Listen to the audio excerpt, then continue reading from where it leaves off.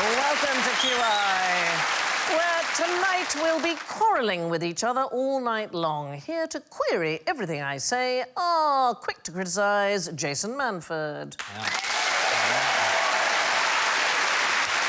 Constantly quibbling Aisling B. Quashing all opposition Anuvab Pal. And, oh, will you be quiet, Alan Davies.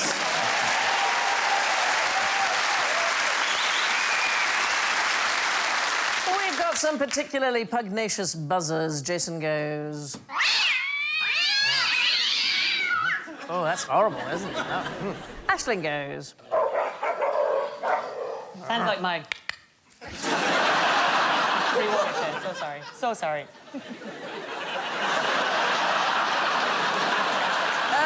Anuvab goes. I was hoping the attention wouldn't come to me after that.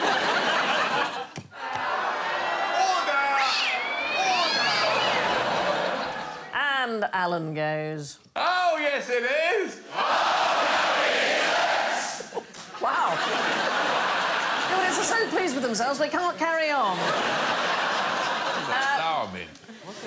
What happens when you quarrel with the bellower? Quarrel's one of those things that only English people say. Why would you not say it? What's wrong? It's not a word I would use. No, like, it sounds like something like a teacher would say if you'd had a proper fist fight with another kid at school, and then when they got your mum and dad, they were like, I'm afraid Jason and Jamie have had a quarrel. Like, Sandi, I'm new to London, and I'm beginning to realise that when someone has a dispute or a quarrel, the English language works at 2 levels. Yes.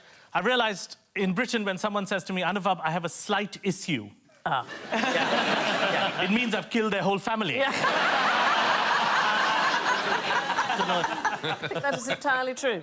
OK, so the bellower is the nickname of an actor called James Quinn. He was the leading actor in London in the first half of the 18th century.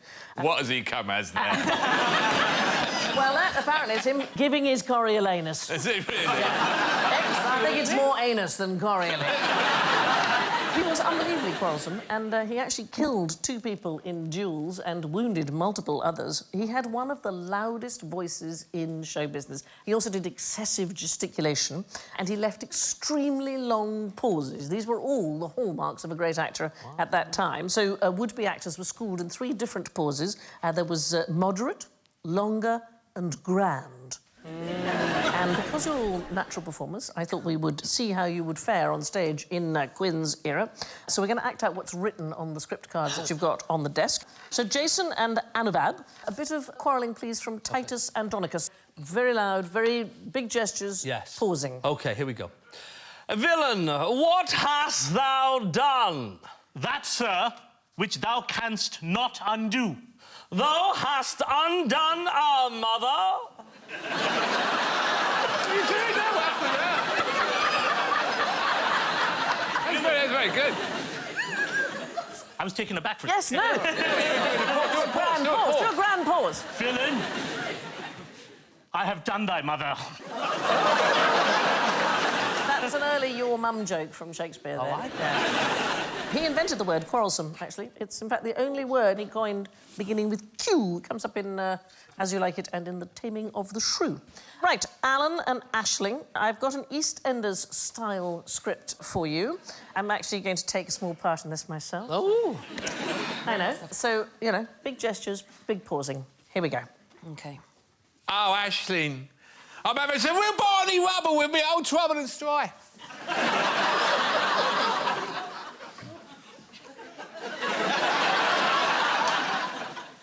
She found a pair of your Anna Wickers in my Lucy locket.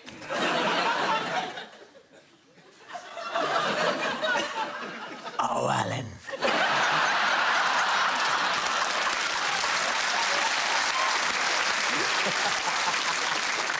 You absolute donor.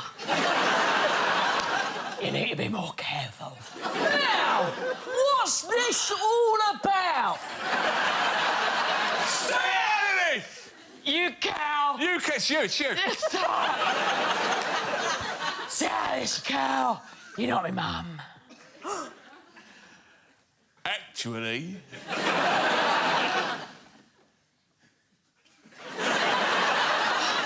She is.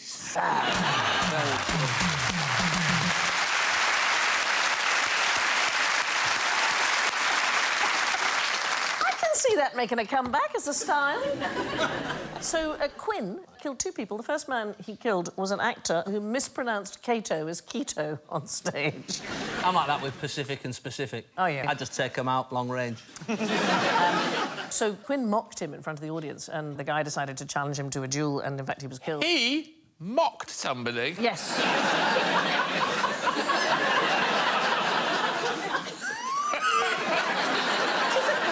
What did the other bloke look like?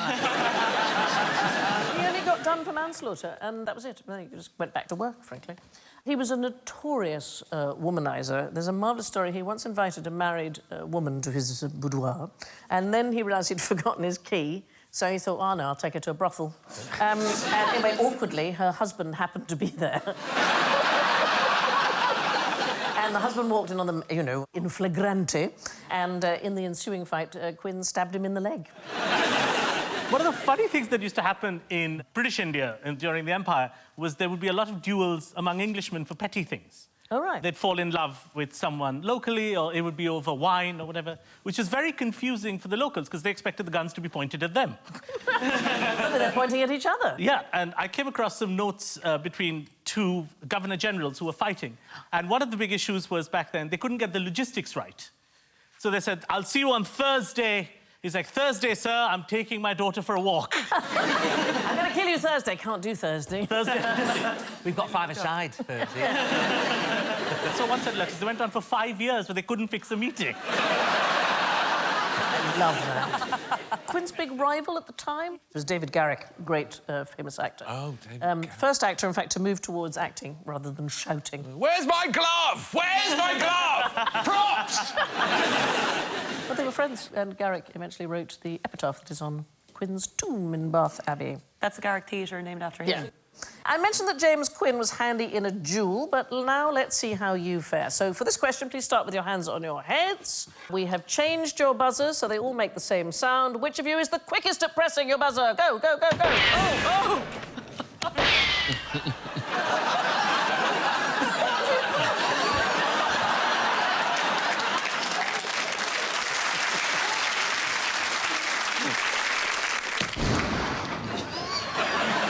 We know who was slowest. I'm just going to check with VAR. Oh, yes. Get the replay there. Let's just have a quick look. Yeah.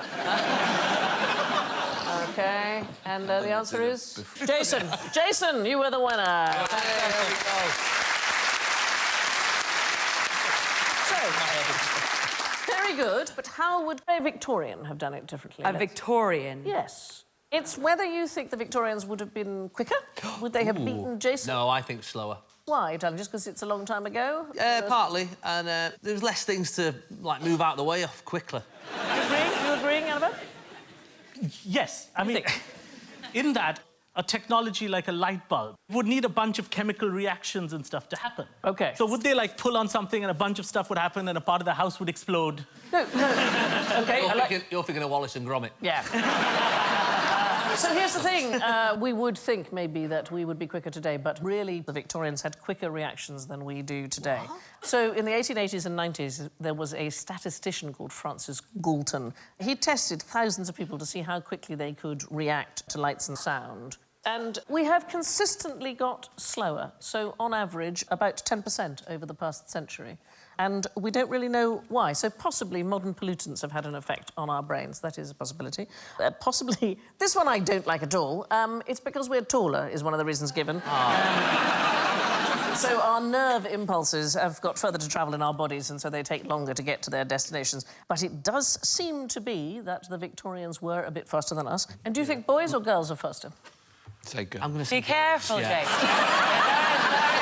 Nice try, Sandy. Girls. It's usually boys.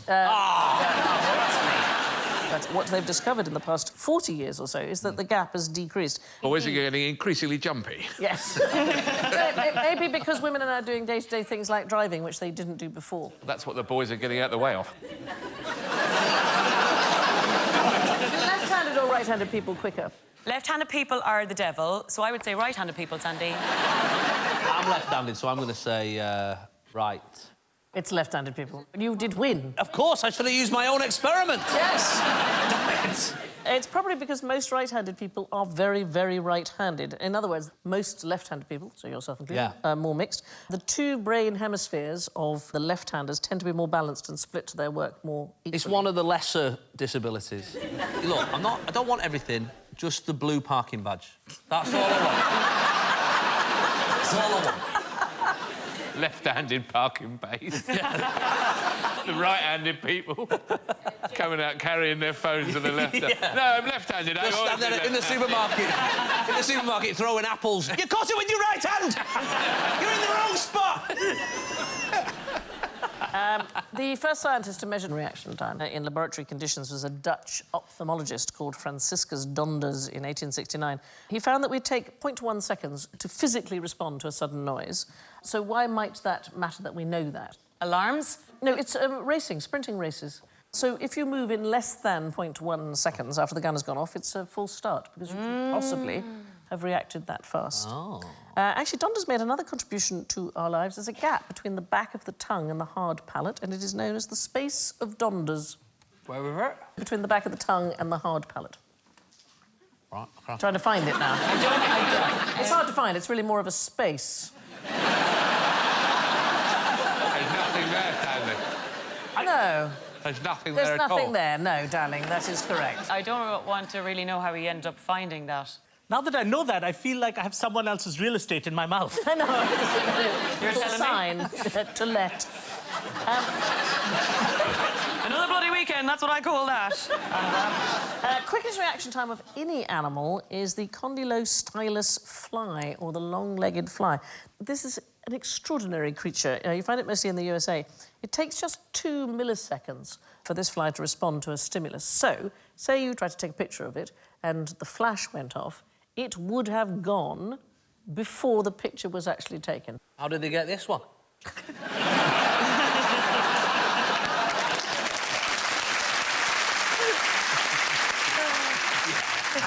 I'm afraid he's dead, Jason. Its reflexes are about 100 times faster than the fastest human reaction times. Wow. I know. Look at its funny, hairy legs. Imagine if you just had 4 massive hairs on your leg. So when you shaved your legs, you had to kind of saw it a bit with a bread. You must come over. Now, nothing is more likely to cause a quarrel than a badly ordered queue. So my question is, what's the best way to board a plane? The people are in the lounge and you want to board them onto the plane. What's the most efficient way of doing that? Minimised hand baggage, all those wankers who can't be bothered to check their bags and come on like mules, like pack mules, fill up all the overhead lockers with their very important shit. And sit down farting all the way to Malaga. Sorry, what was the question? There's lots of bitterness in this, isn't there? I had a moment on a flight last week, actually, when I was flying from Aberdeen to Shetland, and I was with my tour manager, who's also a big chap, and we sit next to each other because we're pals, and there was hardly anyone else on the flight. It was only a small plane. And the stewardess came over and she said, Mr. Manford, Mr. Isaac, she said, would you mind separating and sitting on either side of the plane? Oh, no. Weight distribution. Weight distribution! You're as heavy as a wing. So he's going to land like this if it's... Well, that's what you should have done. We will at the start. Yeah. But during the flight, we're going to set you a series of challenges. Zigzagging about the plane. First time in the history of the world where turbulence is a person. Yeah. That's how I'm going to think of you now, as turbulent. That's me. By the back row, then the next row, then the next row. That is the most like common... that. Yeah, that is the most common way of doing it. It is also the least efficient. Or in the middle and then fan it out towards the back and the front. Take the top off the plane. And have them all swarming over the top like that. So there's an astrophysicist called Dr. Jason Steffen. He made a computer model and then he teamed up with a TV producer to get people to act out boarding planes in various different arrangements. So he compared boarding from the front, from the back, at random, and what he called Wilma boarding, which is window, middle, and then aisle. Nice. Block boarding, by far the slowest. That's the way the airlines currently do it. So they say this group of seats and then the next group of seats. The absolute best way to do it is board first the even-numbered window seats, followed by the odd-numbered window seats, then repeat with the middle seats, and then repeat with the aisle seats. It's rather complicated. And so he actually recommends just board at random. That would still be much faster than what we currently do. You don't want too random, do you? You don't want to be on, like, 16 rows back and the pilot's there.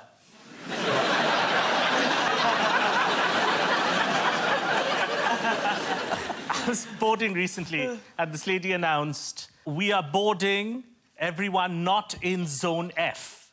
And then she said, "And also not in Zone A, B, C, D, E." Then she paused and said, "We're just not boarding."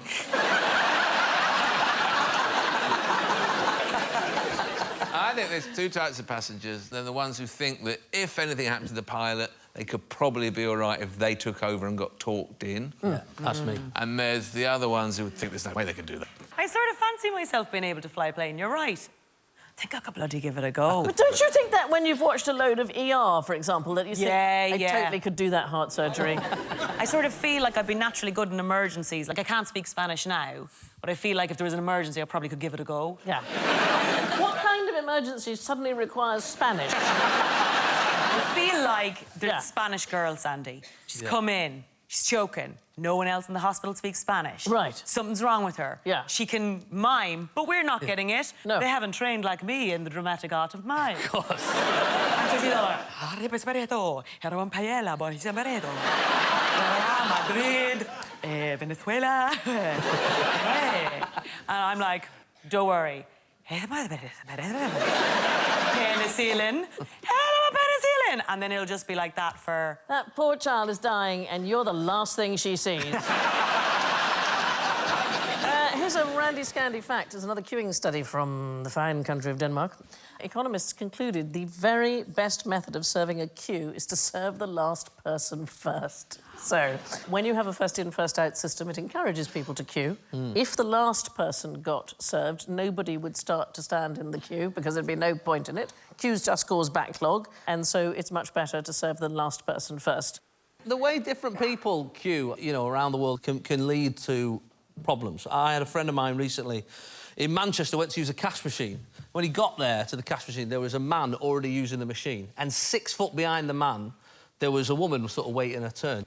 So he says, "Are you in the queue for the cash machine?" And she says, "I'm Nigerian, and my religious beliefs are that because I don't know this man and we're not related, this is the distance that I feel safe and respectful, you know, to what I believe in." So because Steve's a very thoughtful person, he then stands 6 foot away from her, you know. It's like a 12-foot, 3-person queue out of nowhere. Then the man moved, and the woman moved to the machine to do her money business. Steve then stayed the 6 foot behind. Perfectly nice. And he was in his sort of little daydream, and another man come over and said, "You in the queue for the cash machine?" And Steve went to explain, but not loaded with all the information, said, "I am, yeah, but I'm standing here because she's Nigerian."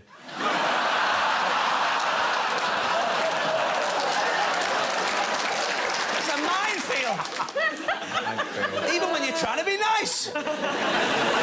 So, anyway, why might you put a mirror next to a lift? Any thoughts about this? We're talking about waiting? Next to a lift or in a lift? No, next to it. It's to do with you looking at yourself. People dislike waiting in line, but they do like looking at themselves. People don't complain if the lift takes a long time to arrive, if they can constantly see themselves.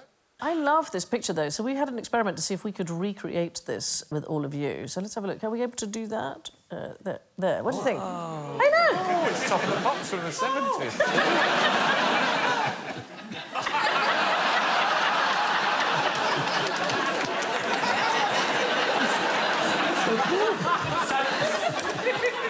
I love it. It's like a giant centipede. That is brilliant. That's really good fun. Wow! Can we do like the swimming thing where we go...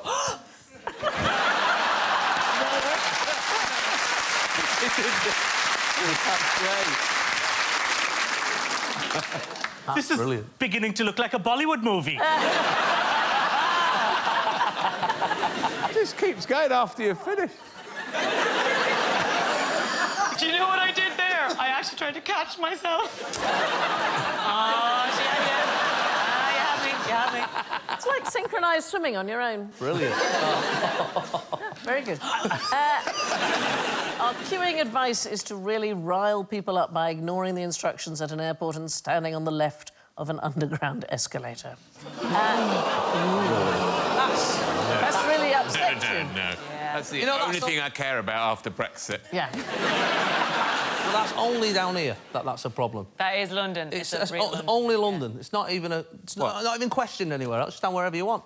You stand wherever you want. Yeah, it's not a thing. Whatever you want.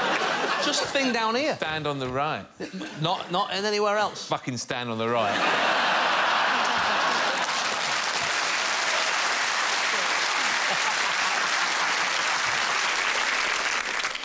Right. Who's famous for generating about 25,000 quarrels a year?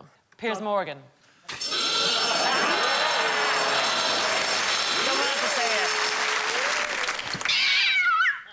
Who's Donald that? Trump. What? Donald Trump, yes. You got another one? Yeah, Katie Hopkins. You're doing well. That's the three. What might a quarrel be? It's a thing rather than it's a dispute? Like a vase of some sort. Is it a... Why do you think it's a vase? It's a lovely idea. Why do you think that? I have no idea what it's...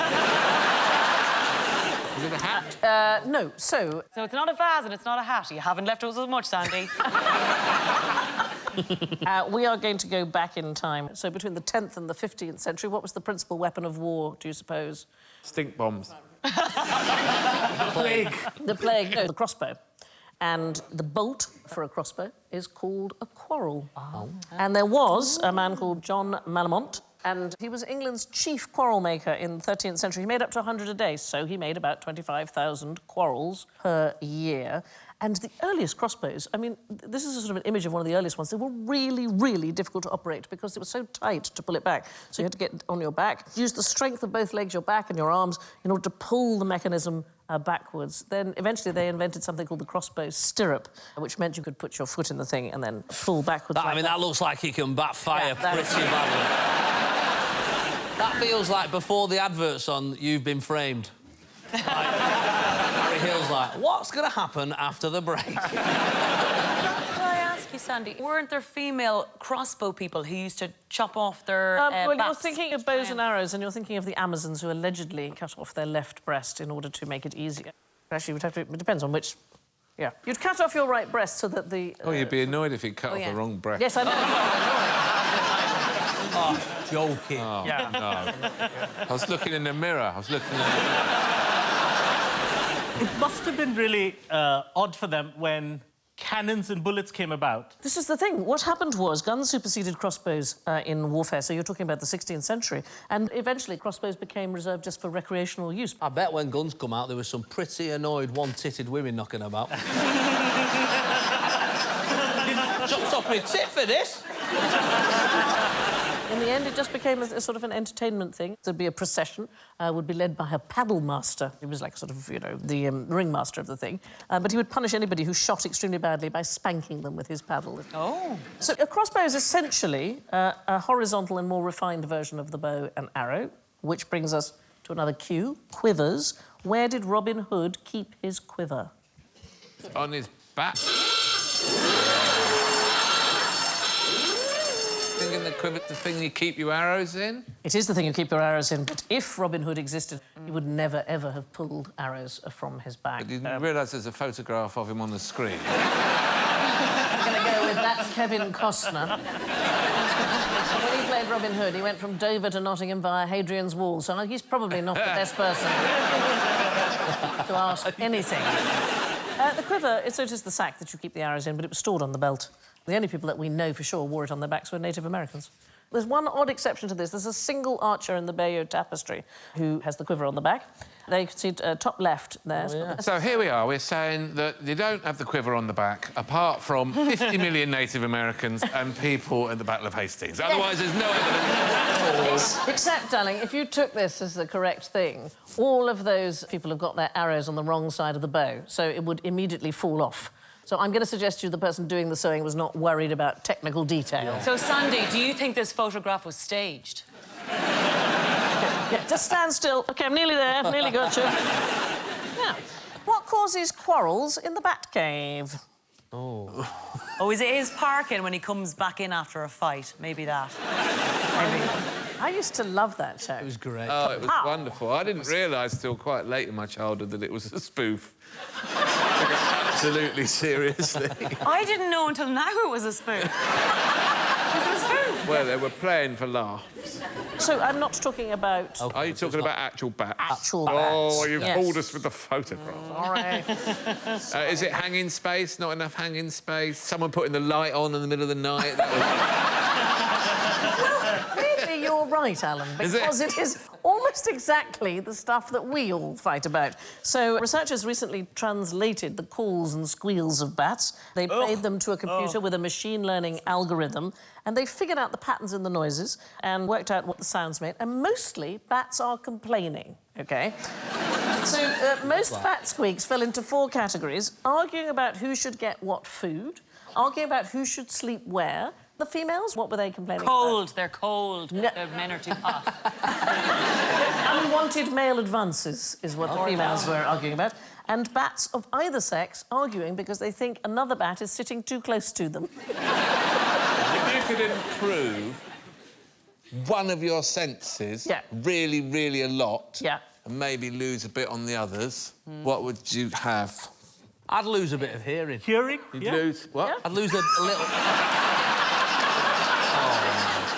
I'm thinking bats, right? They can't see anything, but they can hear everything, which is probably what they're complaining about. I think sight.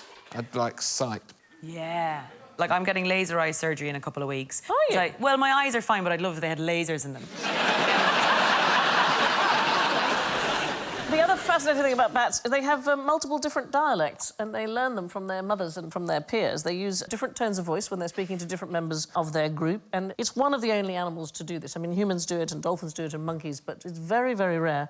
And they can actually single out a single bat in the cave to communicate with. And bearing in mind, in some caves, there are 20 million bats. And when they're annoyed, what do? They raise their voices. So, what the bat signal is really saying is, get away from me and don't touch my food. This next question is so controversial that Brazil and France almost went to war over it. How do lobsters get about? Yes, sir. Oyster card. I know, right? What can I do? So what do you reckon? How do they get about? Yeah. By black crab.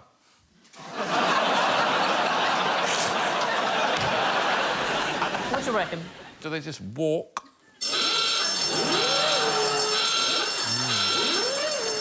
So it depends which side you're on. Brazil and France, they very nearly went to war over this. 1961, and the question was, do lobsters crawl or do they swim? So Brazilian law stated that all sea creatures that walked within certain distances of their seashore were exclusively theirs, but anything swimming was fair game. So the French came along, they found a nice spot to catch lobsters, and Brazil claimed that the lobsters were crawling along the coastal shelf, so they belonged to Brazil. France said they were swimming, and therefore belonged to the fishermen who were catching them. In actual fact, lobsters mostly walk, but they do swim occasionally. There was a Brazilian Navy oceanography expert. He argued that if lobsters can be considered fish when they swim, so could a kangaroo considered to be a bird when it hops. Very irritating. Anyway, tensions escalated. Wow. Brazil sent an aircraft carrier. France sent a warship. I mean, there's The Brazilians, they're coming in, giving it all out. You've all got lobsters, if you want to take them out. You've all got lobsters. Did you know that lobsters are left and right clawed in the same proportion that we're left and right-handed? Yeah, I did know that. So if you look at that one in the picture, it's clearly left clawed. And 10% of lobsters are dominant on the left claw, exactly the same proportions. So some of them are left-handed and some of them are right-handed? Yeah, well, it's 10%, exactly the same as... But they use a right claw when they want to make it feel like it's someone else.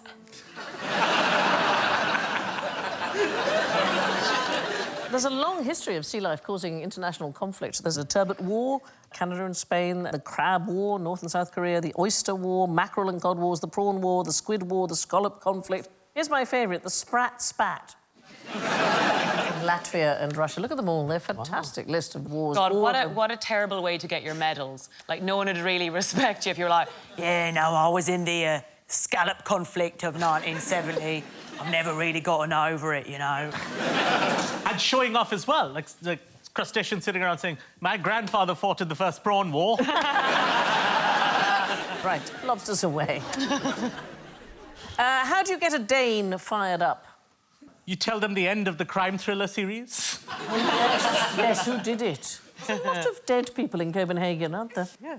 Vikings settling quarrels, how might they do it? Well, it's not with a quiet chat, No. is it? So the fired up part is really important. Do they make their weapons hot? It's called skin pulling. There's a Nordic spin on tug of war. What you do is you get an animal hide, so walrus, seal or ox or something, and you use it as a rope, and the complainants pull at either end until one is yanked over. Here is the Scandi twist. Right. The whole thing happens over a fire. So whoever loses is dragged into the fire. I think we used to do that, the Scouts. So one of the sagas, there's a king, Yngvi, and he instructs the two opponents, Hastigi and Hjord, to a skin-pulling contest. And Hastigi gets naked, but he thinks that's going to give him some advantage. But he's eventually pulled into the fire, and the king regrets the whole thing. I mean, it's a horrible way of settling a war, isn't it? Yeah. The one I like is from 18th century Arabia. There was a Scottish traveller called James Bruce, so 1730 to 1794. And he reported on a town called Yanbu, so present-day Saudi Arabia. And the locals have been fighting for days, wasting the town's ammunition or firing at each other. And in the end, to agree on how to end the conflict, they all agreed that everything that had happened that was bad was the work of one camel. So they seized the camel, they put it on trial, and they spent the whole afternoon shouting at it and then speared it and killed it, and that was the end. Yeah, justice was done. And now it's time for the hostile interrogation that we call General Ignorance. Fingers on buzzers, please. What's the most dangerous part of this ship? Yes. The buffet.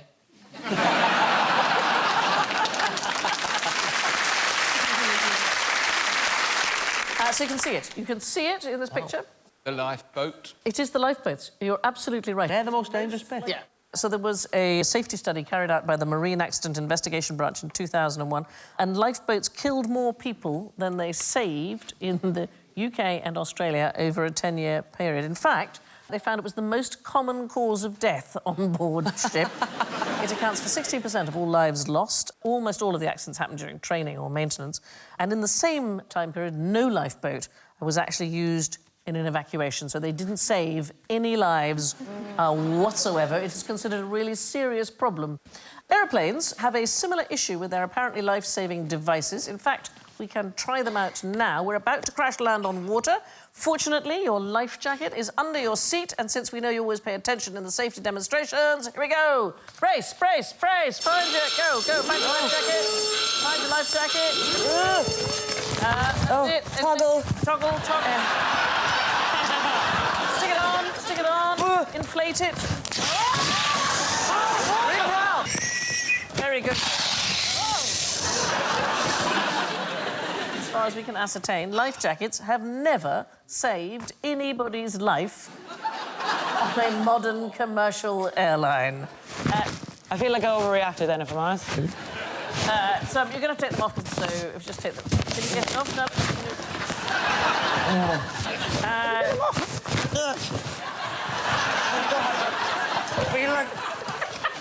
No!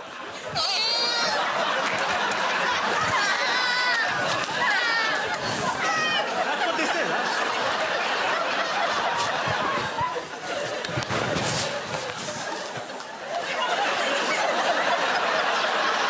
Oh, my God.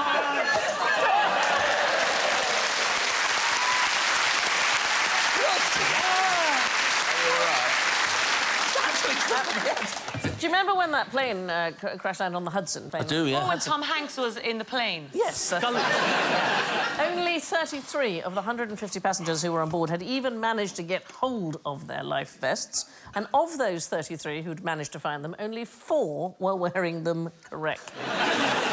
They're only intended for planned water landings. In other words, when there's been advanced warning.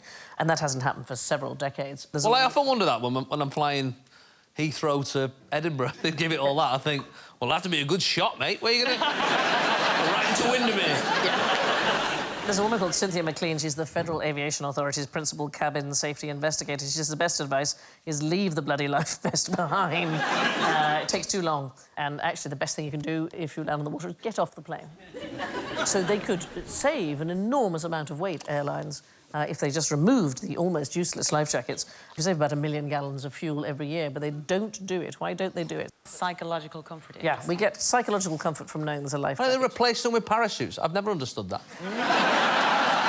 But if people can't put a life jacket on properly, who the heck is going to manage?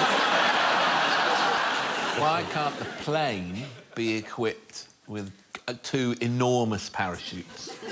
Yes. So when it's going down, they just release the 2 enormous parachutes and it floats to the Yeah, like ground. Wile E. Coyote. When you jump off a plane, you're strapped to another human being, right? When you're, like... You mean when you do sky jumping? Sky jumping, yeah. Oh, It'd be quite okay. good if every seat there was already someone sitting, you were strapped into them, and then in the event of an emergency, you jump with them. No, I do not want to spend any flight, no matter how short, strapped to somebody else.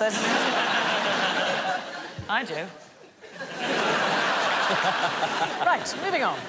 Where did the Great Fire of London start?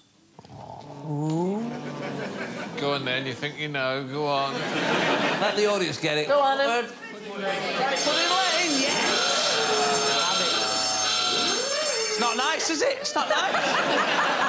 Makes you feel stupid, doesn't it? At the monument. So, well, closer to the monument than we thought. So it did start at a bakery. It was a baker called Thomas Fariner, and he left his fuel out too close to the oven. But they've now discovered planning documents from 1673.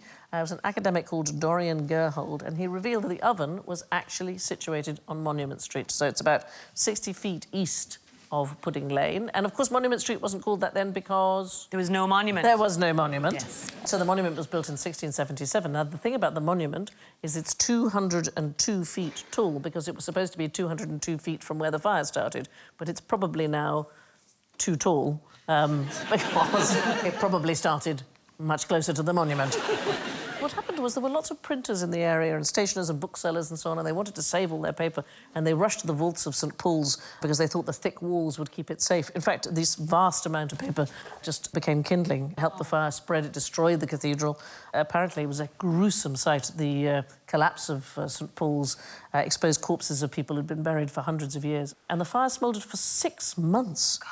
Destroyed 13,200 houses and 87 churches. And if you imagine the time, London, the most densely populated urban settlement in the world, how many people do you think died? It's really low. It's about 5 or something. So it was mentioned on QI on the D series that everybody thought it was very low, that maybe it was 5 or 6 people. They now question this. It's almost certain that it was hundreds of people who perished. The real problem is the deaths of the poor and even the middle class. Nobody's that bothered, so it goes probably unreported. How many people were living in London at the time? Was it, like, a big place? About 500,000 people living in London at the time. Oh, OK. But some people so burnt that you wouldn't know even that there was a body there. Yeah. And also, for 3 weeks after the fire started, the Bills of Mortality, which was the record of London deaths, went unpublished because the press itself getting burnt down. Right, moving on. The Great Fire of London didn't start on Pudding Lane, it started just next door. How should you position your hands when holding the steering wheel? 10 to 2.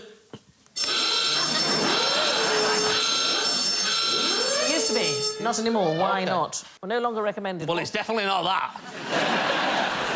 Something has changed in cars since the origins of the 10 to 2 idea. What has changed in the actual development of cars? No, not seatbelts. It's what? Airbags is absolutely right. So if your hands are too close together, which is the 10 and the 2, it increases the risk of injury, and some of the injuries are horrific. Airbags inflate at up to 250 miles per hour. Jesus. Broken hands, entire hands, sometimes requiring amputations. There is a really stomach-churning injury called degloving. What? Yeah, very good. So lifeboats, airbags... Like, what, the paramedics just come round and slit your throat? Like, what's going on? The best thing is like that, 9 and 3, because that way the airbag has got space to come up between your hands, keeps you out of the way. I just steer with my cop.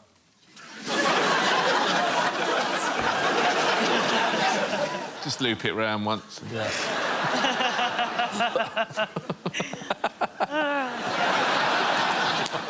The British driving test changed in 2018. What did they get rid of? Oh, that's good. I failed my theory test 3 times last year. Have you passed now? No, she hasn't. I do believe I'm just too much of a genius to grasp something so simple. That's my current I theory. failed the practical 6 times. What did they pull you up on? I got to a junction, I looked right, I said, all right, your side.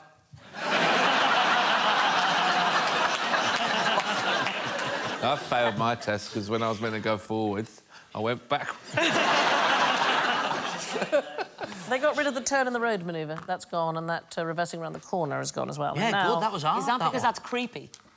I also think parallel parking should do one. Because that's why we're so fat, because we keep trying to park closest to the place we need to be. But if you actually just find the nearest, like, easy parking space, sometimes you can be 2 miles away. there's a wonderful survey they did in 2015 of the most common reasons people fail their tests. Unusual reasons for failing included, I thought a line of parked cars was a line of traffic, so waited behind it. I went too far forward at a zebra crossing and bumped the bumper on a pedestrian. And then argued it wasn't my fault, as his outfit had made him blend in with the stripes. A good-looking man on a motorbike caught my attention, and without realising, I started to drive directly towards him. The instructor had to enforce an emergency stop because I nearly crashed straight into him. Driving instructors, just as a type of people, are quite mean. I was getting my driving test, I sat down, he looked at me and he said, I don't think you're going to make it. Wow. Wow, at least he wasn't a doctor. What's the definition of a species? Type of a living thing. A class of animal? Well, here's the thing, there is no universal definition of a species. Type of a living thing it is, then. There's certainly at least 32 different definitions. So one of the things that people learn, if they're 2 different species, they can't produce viable offspring. So, for example, mules, which are horse-donkey hybrids, horses have 64 chromosomes, donkeys have 62, so mules end up with 63, which is an odd number, can't divide evenly into sperm and eggs, and so it's sterile. But it is not the case with different species combinations. So bonobos and chimps successfully interbreed. And zoologists estimate 88% of all fish species could happily interbreed. Quite a few fish species, like the swordtails in Mexico, are the result of 2 different fish species. What about human and chimp? Asking for a friend.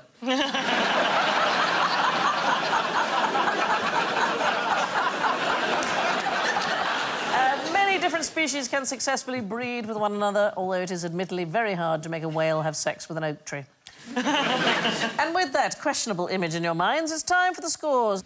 Well and truly quashed in last place with minus 37. It's Alan!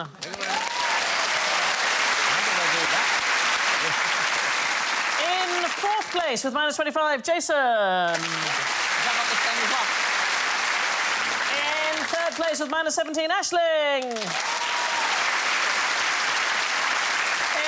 2nd place with minus 9's the audience!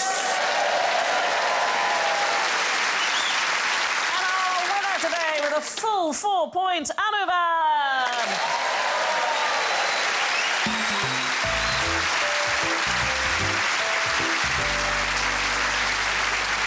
Which only leaves me to thank Anuvab, Aisling, Jason and Alan, and I leave you with this quick quotation from the quarrelsome Elizabeth Gaskell.